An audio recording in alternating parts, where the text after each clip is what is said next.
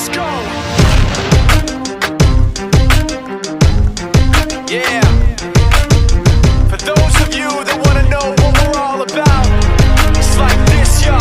This is 10% luck, 20% skill, 15% concentrated power of will, 5% pleasure, 50% pain, and 100% reason to remember the name.